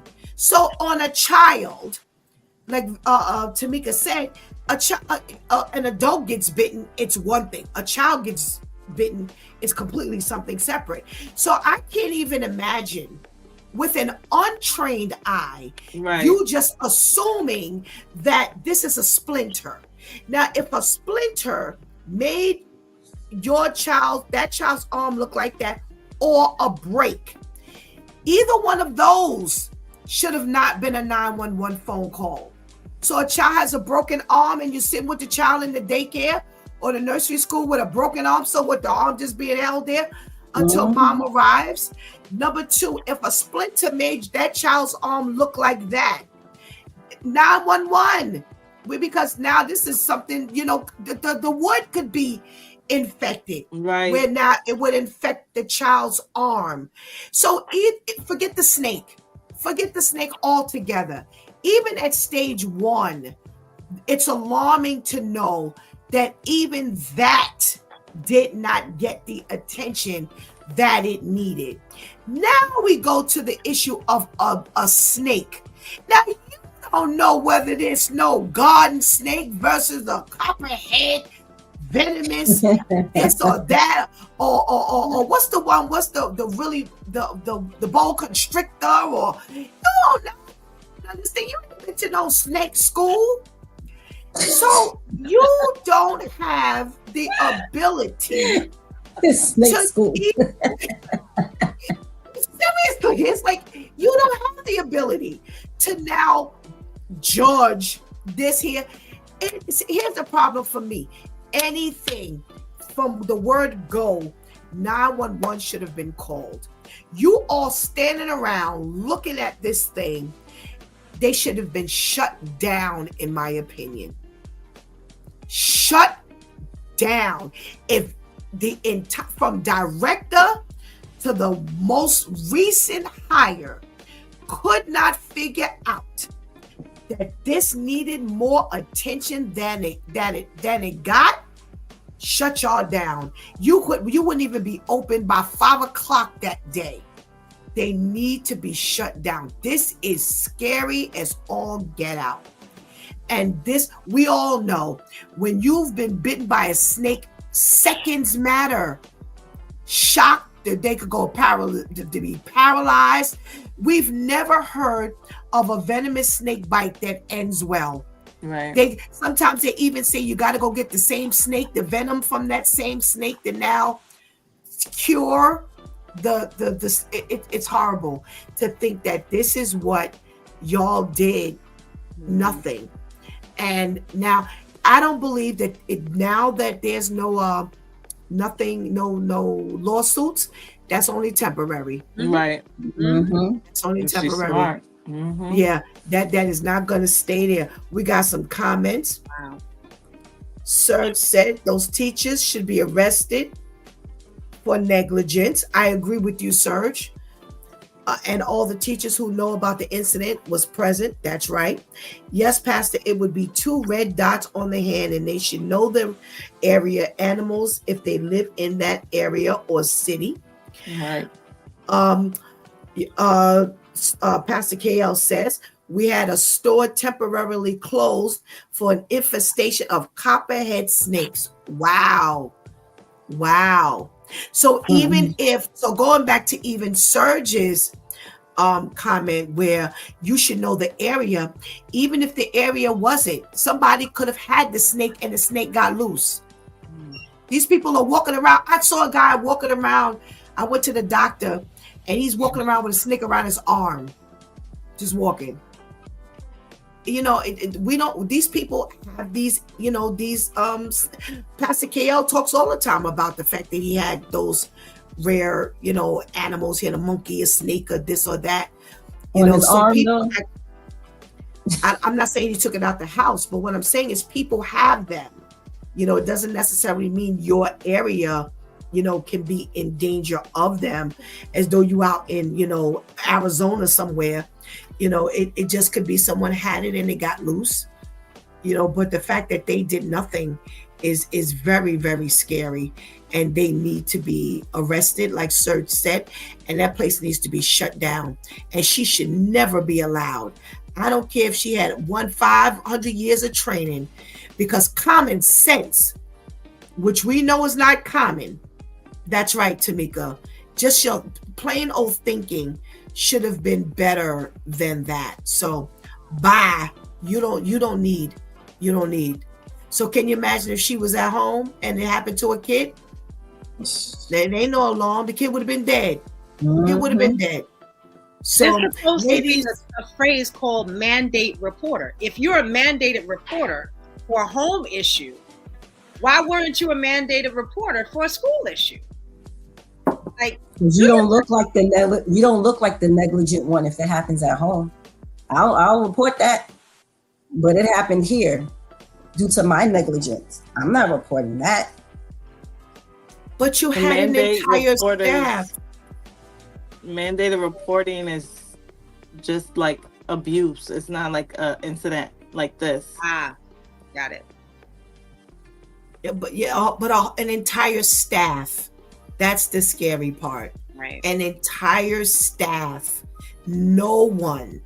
Because I can imagine being a staff member and the director says nobody called. You'd have to fire me first. Because I'd be on the first thing smoking on my cell phone. Oh no, you said call. Got you. Okay.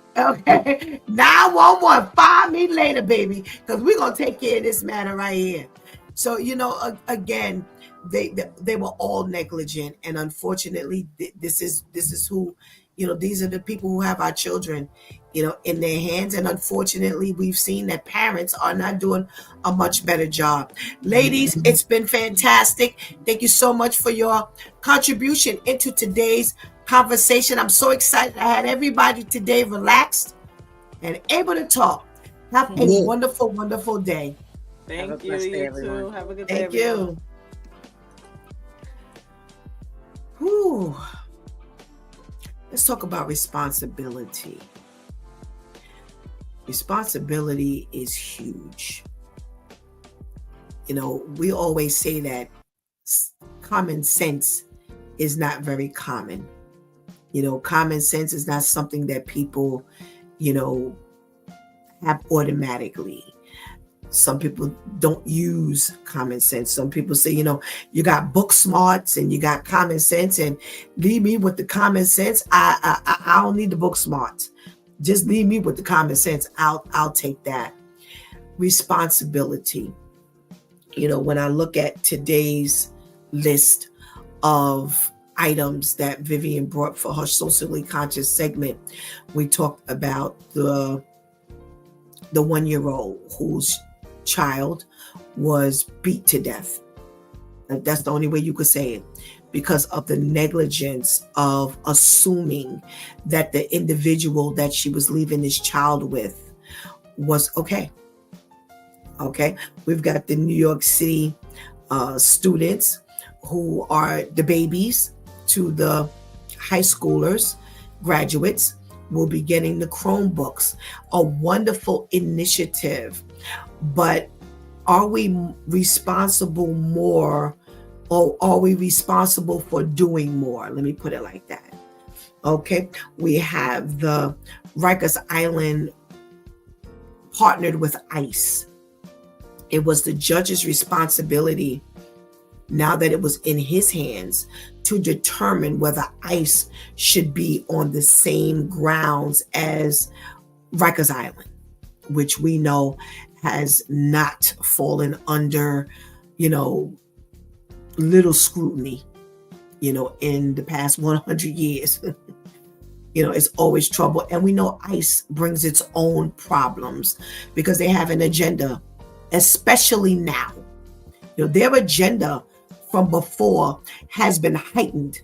So the judge's responsibility was to determine whether, they should have been included in the personnel of Rikers Island. And the answer is no, based on the judge's, determination. And lastly, we have this 4-year-old who is in the hands of, these people who thought little of calling anybody to this emergency situation. And what happens now? What happens now?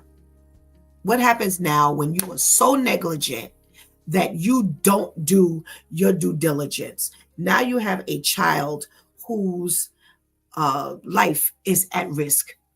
And that means that if you can't work your way through that, you're not going to be able to work your way through something else. Life is about responsibility. What are we doing about it? What are we doing with it? Are we just taking on these positions and we're not looking at what we need to do with it? Are we just being hired, or we're taking these roles seriously? What are we doing? What are we doing? We have a big role in life. We have a huge role in life. And the role is to be responsible. We are responsible for lives. Yeah. We're responsible for lives. We are not born to just exist. When the earth was created and man was created afterwards, we were created to have dominion over this earth. Responsibility. And what we showed was that from the very beginning, we did not handle responsibility well. There was a whole host of responsibility that was left not taken care of. And as I said very early this morning, as time goes on, we're becoming less responsible and less responsible. It seems like the more responsibility we're getting, the less responsibility that we have, that we're taking. Not that we have, but that we're assuming. It seems like the more responsibility we're getting, the more we're backing out of responsibility. What does that say for the condition of the world? We're in trouble. We're in big trouble. No matter what position you have, we are charged to be good stewards over the condition. Whatever the condition is of that job, we're responsible for how that job is handled. And when we don't handle that responsibility, we're not failing the job before we're failing God. Oh, who heard that? Who heard that? The first thing we do is we think, oh, I gotta, I need my paper, I need my bread, I need my money. So I gotta get this job. I gotta go to this plantation. I gotta go to this slave place. I gotta do this. I gotta do that because I need my money. It's more than that. It's more than that. Are you caring for God's people? Are you caring for God's things? Are you caring for God's earth, God's creation? We are supposed to be good stewards over whatever we are giving. To much is given, much is required. God says, little, if you can't handle little, I cannot give you increase. If you can't handle a little, I cannot hand you more. How many people come to me and they say, Pastor Steph, please pray for me to have a job.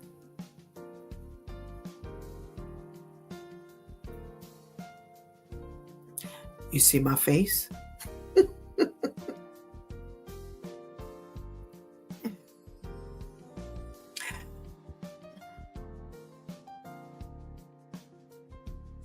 I don't automatically go into that prayer.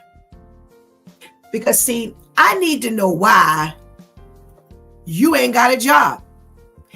Am I praying for you to just get a job because you got a house? I got to feed these kids. We got to pay rent. Yes, absolutely. However, if you're the reason why you don't have a job, then something is wrong. I can't pray for you to get another job more than I pray for you to be responsible. More than I pray for you to understand why you got fired off the last job. I cannot pray for you to get a job more than I find out why you don't have one. Am I just going to pray for you to get a job? So when you get a job, if you don't understand that there are things that you need to do in order to maintain that job, then when you go to the new job, guess what? You're going to do the same things you did at the old job, at the new job. If you got a problem with being punctual or going to work, I'm going to pray for you to get another job. What? So you could go and you could louse on that job. They can't get you to do the work. You don't like authority. But I'm going to pray for you to get a job. The reason why you don't have the job is because you couldn't respect the rules and regulations. I'm going to pray for you to get a job. No. I need to find out what happened. What happened to the last job? And I know some people say, oh, Dad, all I did was ask her to pray. I'm about to go to the Lord on your behalf. I'm sorry. I just don't play those kind of games. When you come to Pastor Steph for prayer, it is my responsibility to figure out what's going on before I go to the Lord. Yes. Because I can't just take any old thing to the Lord. Now, maybe you can. I'm not going to beat you up. I have a responsibility. And I'm here to tell you, you have one too. How many people just say, oh, you know what? Pastor, just pray for me. What am I praying for? Just pray. I say, I'm so sorry. I can't help you with that. I can't help you with that. When am I going to the Lord? Oh, Lord, you know their cares. Oh, Lord, you know their concerns. No. I was taught by a very wise person, targeted prayer. My grandmother, the pastor, targeted prayer. We just can't pray all willy-nilly, as said would say. We have a responsibility that when we go before the Lord, we are going knowledgeably before the Lord. I'm not just taking any old thing to the Lord. That's not how me and God spend our time. There are literal days and times I cannot pray. No, something's off. Now, whether it's something going on in my own life, and I'm not saying necessarily that I'm doing something wrong, but something is off kilter. And I can't get there. Sometimes there's something wrong. and I can't get there. Sometimes the environment is not conducive to my prayer time with God, my ambiance, my environment with God. That stuff is serious. Why? Because it's a responsibility. We just walk around thinking we can do things any old kind of way, that it doesn't matter. And I'm here to tell you today, God has me telling you today, just by Vivian giving us 4 items today, that God is reminding us that we have a responsibility at north, east, south, and west, up and down, and all around. We have a responsibility. Everywhere we look, we have a responsibility. When God wakes us up every morning, this is why we need to ask God, God, what do you have for me today?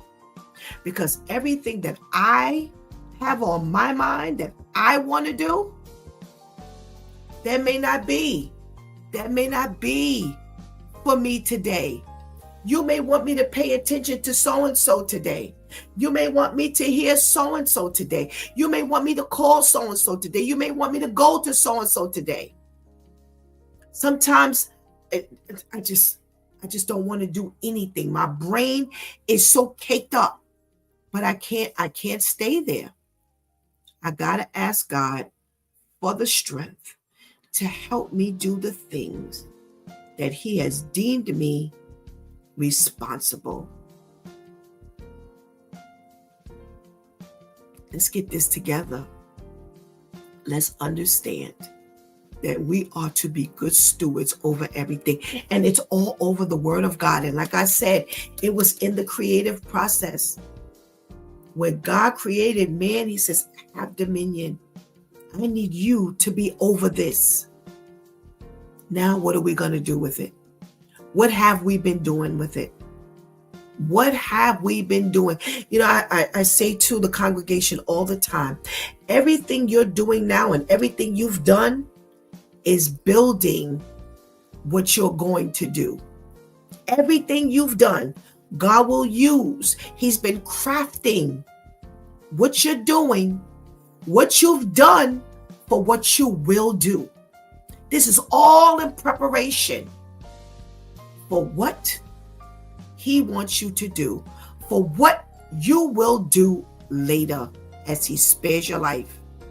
Nothing will be for naught. How people still say, and again, God has me not talking to the unbeliever. He has me talking to the believer. I still can't find my place here. Why? Why? You were born on purpose, with a purpose, for a purpose. What are you responsible for? Some of us don't have children. Excuse me. Does it mean that we are never supposed to help with children? You know, God has really given me a word. These are all your children. These are all your children. I was like, wow. Wow. I have one granddaughter, one. I have 3 girls, 1 granddaughter. Shantice, God spares her life, she'll be 40. My youngest will be 27. And people ask me all the time, you want more grandchildren? If that's what God has. But until then, I'm fine with Mariah.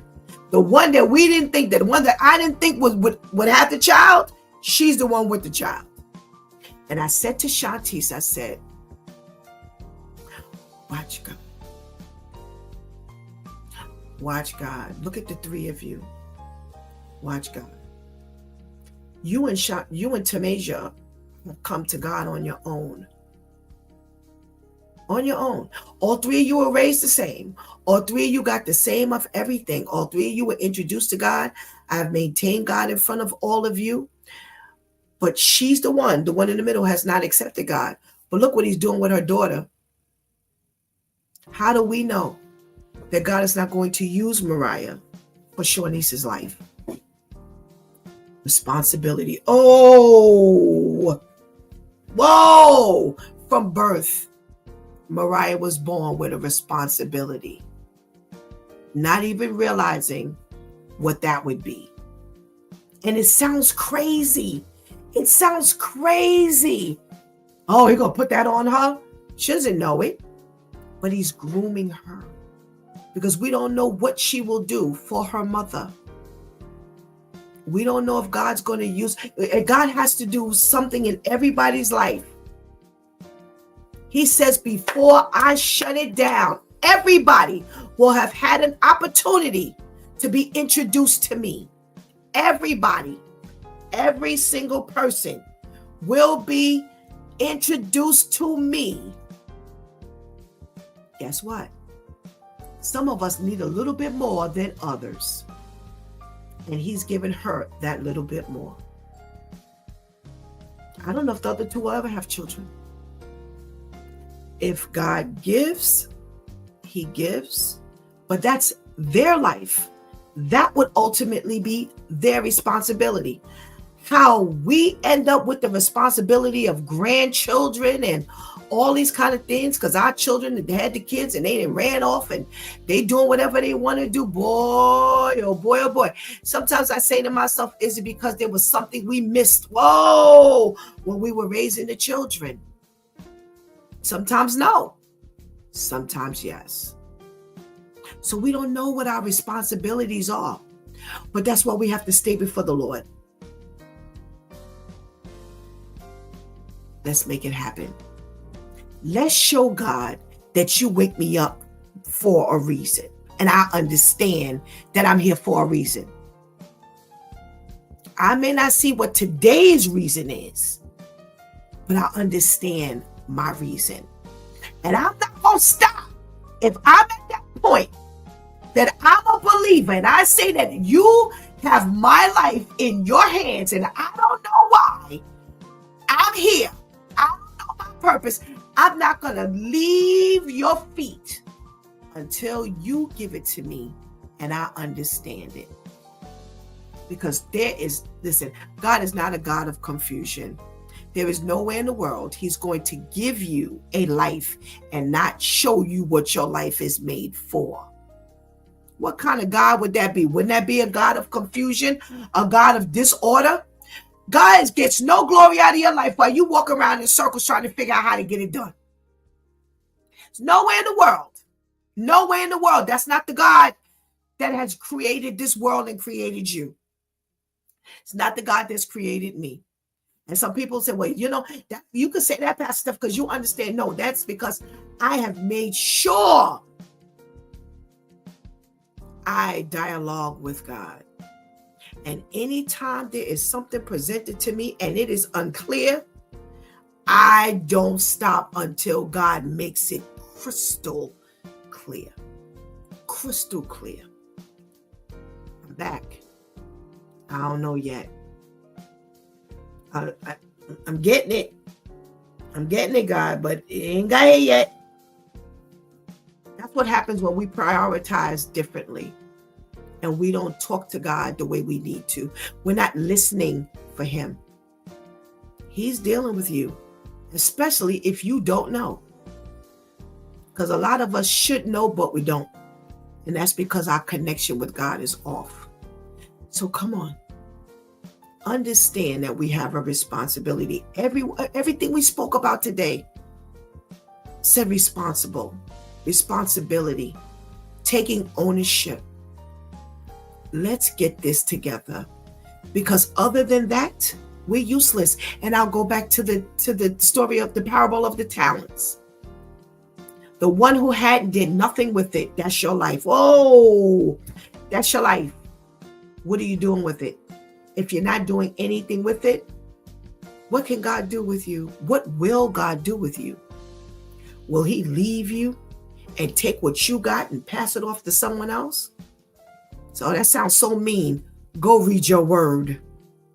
Because that story of the parable of the talents ain't one time in the word of God. And there's more than that those parables that let us know that God gives us, and we have things that we must do with it. So let's get this together. Let's work on it. Let's work on it. We can sit back and we can criticize other people. We can criticize and we can see that others are not doing what they need to do. However, let's make this happen. You've been watching It's Due Time with Pastor Steph. This Monday through Friday from 7 a.m. to 9 a.m., where we discuss matters of the heart, mind, and spirit.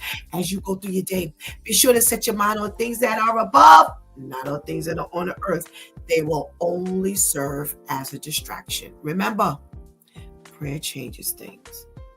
It's Pastor Steph signing off, and I want to thank my Due Time crew for always coming through big time. The ladies for always doing it big. Thank you for hanging out with us and helping us keep that chat room alive.